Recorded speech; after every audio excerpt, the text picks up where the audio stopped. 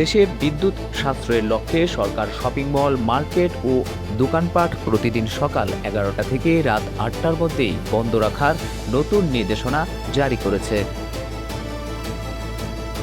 বিদ্যুৎ বিভাগের এক নির্দেশনায় বলা হয়েছে, বৃহস্পতিবার থেকেই শপিং মল ও দোকানপাট প্রতিদিন সকাল 11টা থেকে রাত 8টা পর্যন্ত খোলা রাখা যাবে। তবে সন্ধ্যা 7টার মধ্যে সকল ধরনের আলোকিত বিলবোর্ড বন্ধ করতে হবে এবং সকল ধরনের সাজসজ্জা বাতি সম্পূর্ণ বন্ধ রাখতে হবে।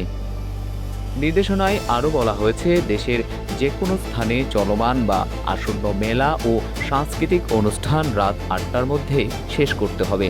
তবে এই নির্দেশনার বাইরে থাকবে কাঁচা বাজার, খাবারের দোকান, হাসপাতাল ও ফার্মেসি।